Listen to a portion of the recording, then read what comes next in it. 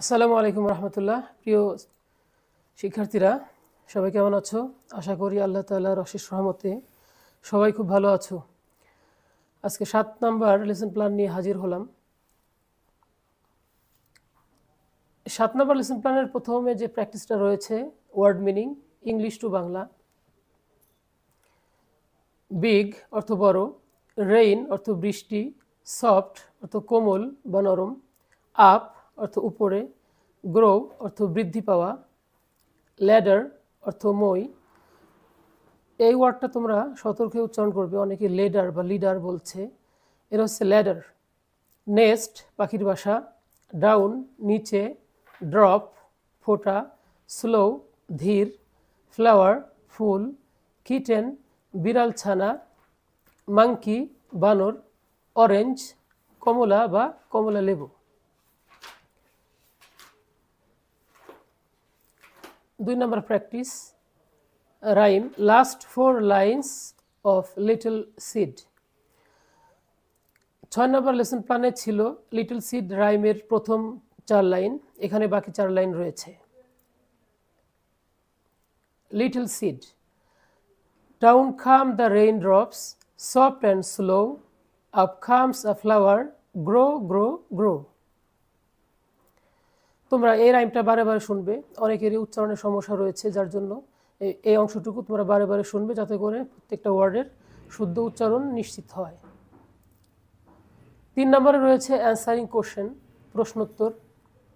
এখানে 6টা প্রশ্ন রয়েছে, প্রশ্নগুলো ভালোভাবে বুঝে এর উত্তর করতে হবে।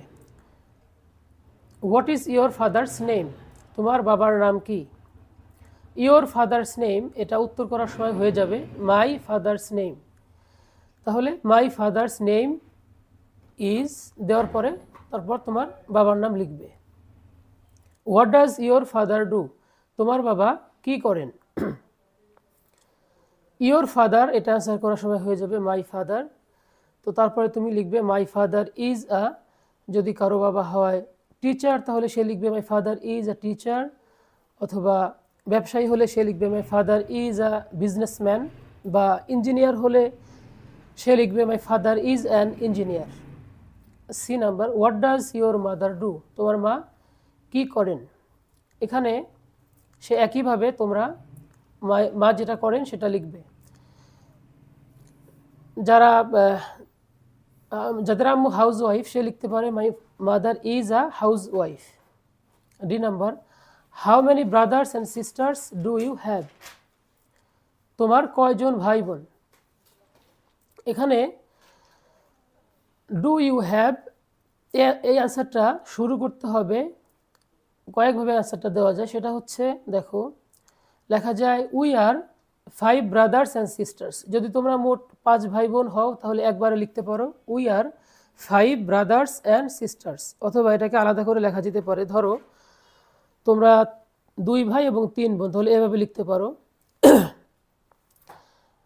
I have 2 brothers and 3 sisters. যদি 5 ভাই বোন হয়, যেখানে তোমার হচ্ছে 2 জন ভাই এবং 2 জন বোন, তাহলে ওই ক্ষেত্রে তুমি লিখতে পারো I have 2 brothers and 2 sisters.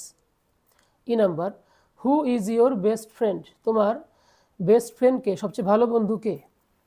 তুমি এটা উত্তর দিতে পারো এইভাবে, হু এর জায়গায় তুমি তোমার ফ্রেন্ডের নাম লিখতে পারো। ধরো তোমার বেস্ট ফ্রেন্ড হচ্ছে ফারহান, তুমি অ্যান্সার করতে পারো Farhan is my best friend. অর্থাৎ হুয়ের জায়গায় তুমি শুধু ফারহানের নামটা লিখবে আর ইয়োরটাকে চেঞ্জ করে মাই লিখবে।